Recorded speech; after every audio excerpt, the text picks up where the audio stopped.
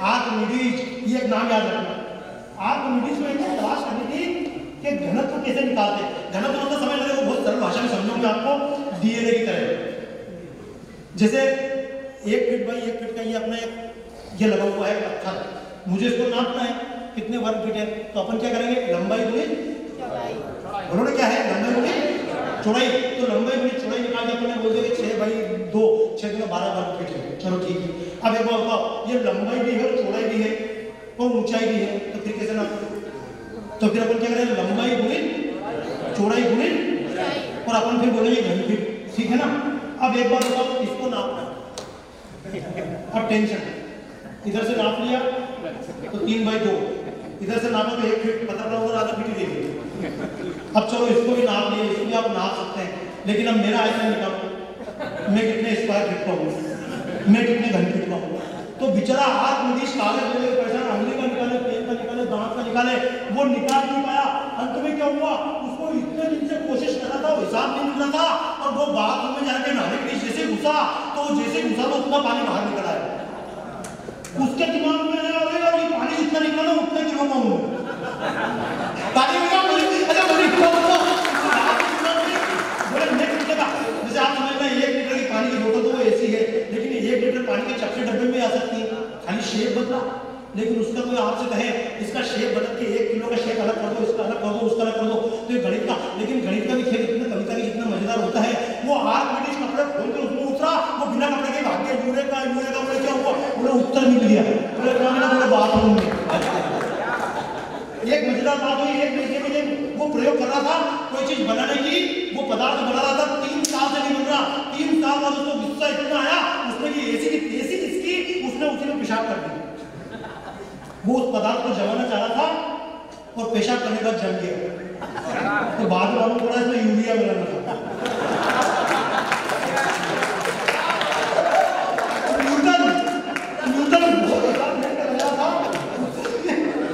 उससे हिसाब नहीं मिला, और जब बगीचे में बैठा ऊपर से पेड़ टपका, सेब टपका, उसने नीचे में टपका, ऊपर क्यों नहीं, उसको हिसाब मिल गया। मैंने बताया दुनिया की जितनी बड़ी से बड़ी खोजें हैं वो प्रयोगशाला में हुई हैं, और दुनिया की जितनी बड़ी से बड़ी कविताएं हैं वो कागज डायरी हाथ में लेकर लिखकर नहीं हुई हैं।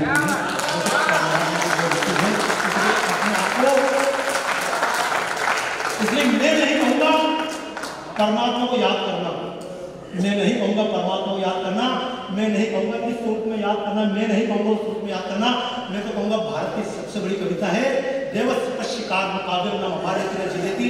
माननीय अभिमन्यु जी बोल रहे मेरी कविता मर गई, मेरी भी मर गई, गलत थोड़ी, क्या करेंगे, मर गई तो क्या करेंगे, अच्छी बात है मर गई, वो जिनके ऊपर लिखी वही मर गए। अच्छा बेहतरीन से लिखी क्यों, वो एक आदमी की भैंस पानीपत में रहते हैं हमारे सोनीपत में अशोक जी, तो एक आदमी के पास आया, बोले अशोक जी बोले क्या, अरे मेरी भैंस की बीमारी हुई, तो बोले पेट में बखरा पड़ गया, उसके मोटा हो गया। तो अशोक जी ने बोले क्या करना चाहिए, तुमने क्या किया था, तो अशोक जी ने बोले मैंने तो कुछ नहीं, मीठा थोड़ा पानी डाल के गर्म करके पिला दिया था। उस आदमी का ओके, वो भाग गया। 3 दिन बाद बोले क्या हुआ, बोले मेरी तो भैंस मर गई। अशोक जी की मेरी मर गई थी। तुमने बताया कि बोला मैंने सुना ही नहीं। सुमित की एक बहुत अच्छी कविता है, बोले अभिमन्यु आधा ज्ञान सुनोगे तो अभिमन्यु हो जाओगे, और ये वास्तव में जब आधा ज्ञान सुना जाता है वो अभिमन्यु होता है। हिंदू बनना है तो आधे हिंदू बनना भाई, जिस दिन आधे हिंदू बनोगे तो आप राम के कृष्ण जी की पूजा करते होंगे, लेकिन दुनिया के सारे काम को नष्ट कर सकते हैं। दुनिया के सबसे बड़े ग्रंथों में नाम आता है वेद का। मैं वेद का तो कभी आपसे चर्चा करूँगा, तो अपने आप में मेरी 70-80 चित्रों पूरी प्रदर्शनी है वेद के ऊपर, वेद के एक मंत्र का स्वरूप क्या है और वेद का वाइब्रेशन क्या होता है। मैं तो रात को चर्चा कर रहा था कि वेद के मंत्रों का वाइब्रेशन कैसा होता है, तो वाइब्रेशन समझना, जैसे एक कविता लिखी महात्मा गांधी पर, अमेरिका में मेरा लफड़ा यही चालू हुआ था। जब वो कविता लिखी, महात्मा गांधी पर कविता लिखी, अपनी कविता पढ़ी, बोला तुमने महात्मा गांधी के खिलाफ बोला, अहिंसा के खिलाफ बोला, लेकिन अहिंसा का अभी तो पता है क्या, तो बोले अहिंसा कहाँ से, महावीर के हरित की, महावीर की अहिंसा छोड़, अहिंसा योग दर्शन में लिखा हुआ है, अहिंसा प्रतिष्ठाया तत् संविदो वेद त्यागा है। बोले इसका मतलब क्या, क्योंकि अहिंसक आदमी के बगल में हिंसक आएगा तो वो भी अहिंसक। जैसे सांप कभी 2 महीने के बच्चों को नहीं काटता है, कभी सुना, किसने सुना, you can search on Google, सांप कभी 6 महीने बच्चों काटा हो बताओ? कुत्ते के पास से बिना डरे निकलो। कुत्ता कभी भूखता, लेकिन कुत्ते के पास से डर के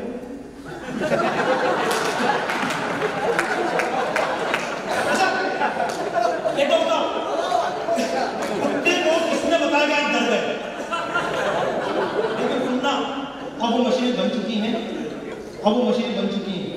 अगर आप डरोगे तो आपके दिमाग से तरंगे निकलेगी, मशीन पकड़ लेगी। तो मैं कुछ दिन से बोल रहा था मेरे क्या चक्कर है, मैंने गलती से कॉपीराइट नहीं किया। मैंने बहुत पहले सुझाव दिया, मेरे सुझाव को दुनिया अपना तो रही है, लेकिन वो मेरे सब लिख के रख लिया भाई साहब, सब यूट्यूब पे मैंने अपने भाषण ढूंढ लिए। मैंने बहुत पहले बोला था कि देश की दुनिया की जमीन की समस्या हल करना है तो एक काम करो, मुसलमान को यूं बांटते हैं तो 6x4 की जगह खत्म होती है। मैंने ये गड्ढा खोद के खड़ा कर गाड़ने लग गए हैं, मजाक मत समझना, दुनिया में गाड़ने लगते हैं। अच्छा, जो मुझसे बोलते थे, एक छोटी सी चीज बताऊं, मुझसे बोलते थे इतनी लाइट खर्च हो रही, इतनी लाइट खर्च हो रही, मैं तरीका बताता हूँ, बोले क्या तरीका? तो मैं तरीका ये है कि यहाँ उजाला है कि अंधेरा है? अभी क्या है? उजाला। उल्लू से पूछो क्या है? तो तुम हम कभी सच बोल रहे हैं, सच कुछ नहीं होता है। या तो जिसको ज्यादा जोर से बोला जाए वो सच है, या जिसको ज्यादा लोग बोले वो सच है, बाकी सच को परिवर्तन नहीं है। तुम्हारी दादागिरी है तो तुम बोल रहे हो उजाला है, अगर उल्लू की दादागिरी होती तो तुम्हारी आंख ऑपरेशन करवा देता।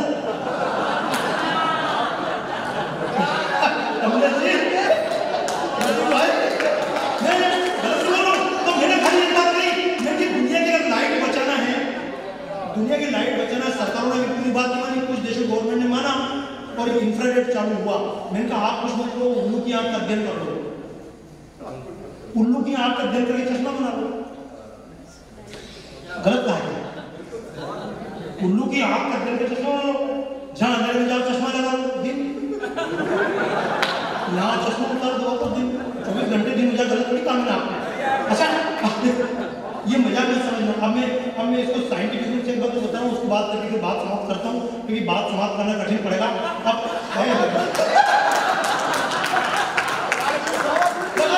बात सुनो, मैं कई बार एक बात बोलता हूँ, निपटोगे तुम, निपटोगे आप लोग, मैं नहीं निपटूंगा। आपने कभी भी सुना होगा एक सड़क का पेट्रोल खत्म हो गया, पेट्रोल गाड़ी नहीं होता। मुझे में आपको लगेगी हरिओम को थोड़ी देर बाद लगाना पड़ेगा, सुबह डाउन हो गई, आपको भी डाउन ताकि मुझे योगदान हमारे बीच में साया बना रहे, ऐसे बहुत कुछ था। और फिर वो तो बना रहेगा, चिंता की कोई बात नहीं। अपन गुलाब जामुन को क्यों ढूंढे, अपन तो हलवे को ढूंढे।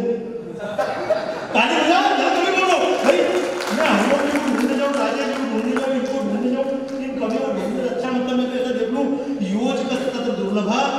क्योंकि कल हरिओम जी बता रहे थे अमंत्रम अक्षर नास्ति, ऐसा एक भी अक्षर नहीं जिससे मंत्र नहीं बनता है। अभी वो सूर्या गुड़िया मंत्र पढ़ रही थी, मैं मंत्र में तो बोलता हूँ आपकी हिंदी है इसलिए पढ़ लो, अंग्रेजी वाला पढ़ भी भाई, अंग्रेजी वाला पढ़ेगा कैसे बेचारा? हमारे यहाँ 52 अक्षर होते हैं, 36, अब उसी से टी बनेगा, उसी से टी बनेगा। अब उनको बोलो जटा टवी कलज्जल प्रवाह पावित स्थले गले वलम जलम, अब उसको बोलो जटा टवी, बोलो जटा टवी। वो मेरी भाषा में मेरा मकान है, वेस्ट इंडीज में मुझे मकान बना कर दिया, उस पर लिखा बाबा जी की कुटिया, लेकिन सत्यानाश हो सकते का अभी भी लोग पढ़ते बाबा जी की कुटिया।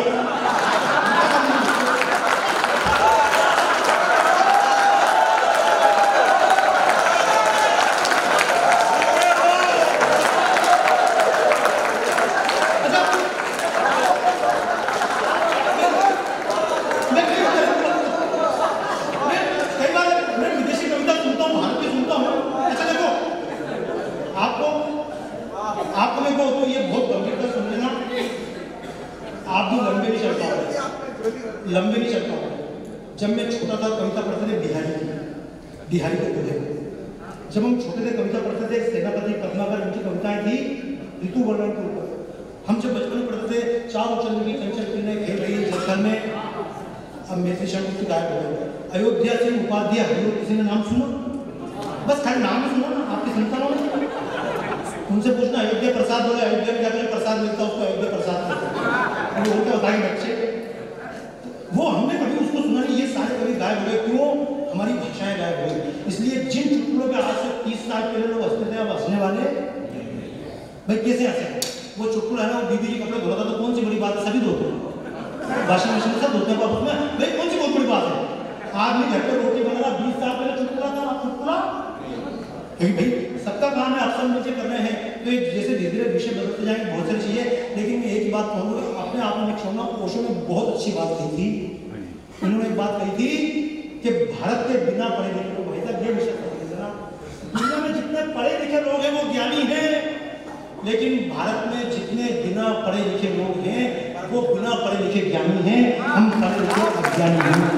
जो मिश्रा भाई कविता पढ़ रहे थे, योगेश मिश्रा ने कविता इतनी अच्छी पढ़ी वो कि तुम वनवासी और हम ये बात, तो मैं तो कई बार इसके ऊपर वनवासी को मैंने बहुत लंबी लंबी कविताएं लिखी, अब दरअसल कविता भी इतनी लंबी लंबी हो गई, मैं क्या करूँ, उठे ही नहीं, हनुमान जी की पूंछ बन गई। मैं तो कई बार एक बार बोलता हूँ, ये कहने से कुछ नहीं होगा, एक बात जरूर कहूँगा, आप क्यों गालियां देते हैं? धर्म को खरीदनी हो जब विदेशी रोटियां, धर्म को खरीदनी हो जब विदेशी रोटियां, और दवाई की अच्छी बन के काटनी हो चोटियां, ऐसे में राम बन के घर दिलों से दिल को आप जोड़ दें, राम बन के घर दिलों से दिल को आप जोड़ दें, तो क्या मजाल नक्सलियों की देश तोड़ दे, क्या मजाल मिशनरियों की देश तोड़ दे, राम बन के पेड़ को फिर गले लगाइए, वन में जाके शब्दों के बेर फिर से खाइए। आज सिर्फ पीड़ों को स्वर लेके जाइए, अपनी कविताओं से मन में देश के एक भाव जगा सकें तो बहुत अच्छी बात है। जगह देना बेटा, जिसने पहला जूता मारा वो जीतेगा। ये फिल्मों में बताते हैं कि अमिताभ बच्चन जूते खाएगा और आग में जाकर अमजद खान को मारेगा, असली जिंदगी में ऐसा नहीं होता है। ये दिलबर के लिए दिलदार हो हम, दुश्मन के लिए तलवार हो हम, मैदान में अगर हम अगर क्या होता है, अगर मेरे को जो सजा तो जगदीश जी 24 घंटे दे दूं आपको, अगर मतलब क्या बोले 24 घंटा देख के बोले अगर मेरे को जो सजा तो देश में कर दूं, अगर मेरे को, ये सारे अगर नहीं 12 बजेंगे, इस अगरबत्ती की अगर की तो अगरबत्ती बना के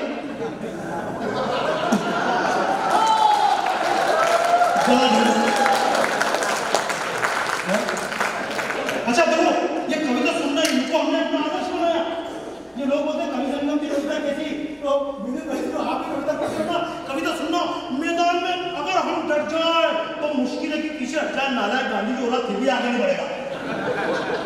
मुश्किल है कि पीछे हट जाए, मतलब पीछे भी नहीं हटेगा तो आगे भी नहीं बढ़ेगा। हमारे तो एक एक त्योहार में, जिसको कहते हैं दशहरे का त्योहार, इसका नाम है सीमोल्लंघन। आज के पहले जब रावण का पुतला नहीं जलता था, ये रावण का तो पुतला जो हम जलाते हैं दशहरे पे, दशहरा है ही नहीं। वर्षा विगत शरद ऋतु आई, बरसात बीतने के बाद शरद ऋतु आई, उसके बाद इनको ढूंढने फाड़ने का काम चालू किया, और जितने दिन में ढूंढने फाड़ने में बनाया तो वास्तव में तो दिन वो था जिसको हम दशहरा बोलते हैं। दशहरा था ये वाला 9 वर्ष वाला मार्च का दशहरा, लेकिन कविता की महानता है। तुलसीदास जी ने केवल रामचरितमानस नहीं लिखी, तुलसीदास जी ने रामलीला भी चालू की, तुलसीदास जी ने प्लेग के लिए सेवा भी चालू की। तुलसीदास जी इन नवरात्रि में 9 दिन तक रामलीला करते थे और 10वें दिन रावण जलाते थे, पता पड़ा ये दशहरा बन गया। नहीं कहता इसकी मत मानना, रामचरितमानस को पढ़ना और तुलसीदास को पढ़ना, लोग न बताएं, लेकिन हर रामचरितमानस के शुरू में एक लाइन लिखी, भाई साहब अकबर ने तुलसीदास को कैद कर लिया था आगरा में, और बताते इतने बंदर आ गए, इतने बंदर आ गए, इतने बंदर आ गए कि अकबर ने परेशान को तुलसीदास को छोड़ा। योगेन जी, उसका मतलब ये नहीं था बंदर आ गए, तुलसीदास ने जो वानर सेना बनाई थी, जो युवाओं की सेना बनाई थी, जो युवाओं का संगठन खड़ा किया था, वो इतना बड़ा संगठन था कि अकबर को भी झुकना पड़ा, तुलसीदास को छोड़ना पड़ा। मैं तो आपसे कहूँगा, अपने जितने कवि हैं हम आगे बढ़े, जनता को ये नहीं सिखाएं कि पीछे मत हटना। दशहरे की कहावत है, दशहरे हम जाते हैं और अपने गांव जो सीमा होती है उस सीमा के बाहर खड़े होकर हम बोलते हैं आज तक हमारी सीमाएं थी, हमने अपनी सीमाओं को उल्लंघन किया है, हम पहले सीमा बढ़ाते थे, आजकल हम लगातार सीमाएं घटाते जा रहे हैं, और घटते घटते कहाँ तक आ गए, घटते घटते हम अपने यहाँ तक आ गए, अपने बगल तक आ गए। मेरे से कई मित्र फेसबुक पे लिखते हैं, अभी मेरे मित्र एक बहुत अच्छे इंदौर के हैं, नहीं एक काम करना चाहिए, सीए ये करना चाहिए, हमेशा सांप्रदायिकता का। मैंने उनको बोला कि अपने मतलब मोहल्ला छोड़ दो हिंदुओं वाला, तो मियाँ के लिए आकर रहने लग जाओ, सस्ता मकान मिल जाएगा। तैयार है क्या मुलायम सिंह? तैयार है क्या? अखिलेश तैयार है अपनी बीवी को लेकर रहने के लिए? जो हमको बोला क्या होता है, उत्पीड़न क्या होता है, कल हो गया नबीना साहिब के ऊपर, फिर भी सिख सब चलेगा। मैं आपसे कहूंगा केवल कभी मत समझना अपने आप को, कभी बने तो कोई दूसरों का आश्रित रहोगे। जिस दिन नेता बनकर समाज में निकल पड़े उस दिन अपने अपने आप आपकी बातें लोग सुनने को तैयार हो जाएंगे। कवि बनने से पहले कविता करने का मंच बन जाना। जगदीश जी से प्रेरणा लेके जिस दिन मंच बन गए उस दिन कवि को पाँव पड़ रहे हैं, यार चिंता मत करो, आपसे गलत नहीं बोल रहा हूँ, सब आके जगदीश जी को छूटे नहीं छूटे। मैं तो आप सबसे कहूँगा अपने मंच बनाओ, आगे बढ़ो, समाज सेवा करो। कविता आपके साधन के रूप में रहेगी, चित्रकला आपके साधन के रूप में रहेगी। फिर बाकी चीज की बात करना है इसके बाद में शेष अगले दौर में।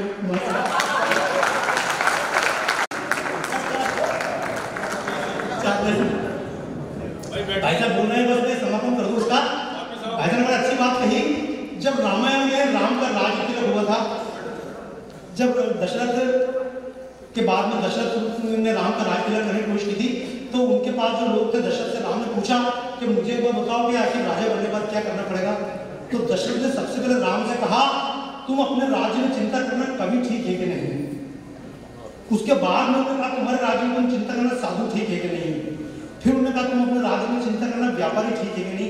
तो जिस बात के लिए मानी जगदीश जी ने आग्रह किया, कविता बहुत लंबी है, तो सुनाऊंगा केवल 4 लाइनें। मुझे लगा कवि के बारे में सबसे पहले दशरथ ने चिंता क्योंकि कभी कुछ बात बोलता तो मैं भी एक बात बोलता हूँ, मेरा धर्म है, बोल दूँ, सुनो तो सुनो, नहीं तो मत सुनो, और नहीं तो 50 साल बाद बोल लो। देखो हम लोग पहले ही की, मैंने वहाँ के किरदार के प्रधानमंत्री ने कहा था तुम निपटोगे, अब वो निपट गया, मुझे बोलते मैंने तो पहले की। जब ये अमेरिका में इस्लामिक आतंकवाद बोला, मैंने तो आज से 20 साल पहले इस्लामिक आतंकवाद। अब जाकर ट्रंप बोल रहा है कि फिर मत कहना कवियों ने ना अपना धर्म निभाया था, फिर मत कहना कवियों ने ना अपना धर्म निभाया था। हम बोलेंगे कि हमने बार बार दोहराया था, हम बोलेंगे कि हमने बार बार दोहराया था। क्योंकि स्वर्ग मिलेगा इसी वास्ते हमने हरदम दान किया, स्वर्ग मिलेगा इसी वास्ते हमने हरदम दान किया। कहा गया उसको ना समझा, आंख मीच कर मान लिया। मंदिर ऊंचे बनवा करके स्वर्ण कलश चढ़वाए थे, मंदिर ऊंचे बनवा करके स्वर्ण कलश चढ़वाए थे, फर्शों में हीरे मोती मानिक पन्ना जड़वाए थे। आंख मीच कर सोचा हमने पाप हमारे छूट गए, आंख मीच कर सोचा हमने पाप हमारे छूट गए। और आंख खुली तो देखा उनको चंद विधर्मी लूट गए, आंख खुली तो देखा उनको चंद विधर्मी लूट गए, आंख खुली तो देखा उनको चंद विधर्मी लूट गए। टूट गए देवालय जिनको श्रद्धा से बनवाया था, फिर मत कहना कवियों ने ना अपना धर्म निभाया। हम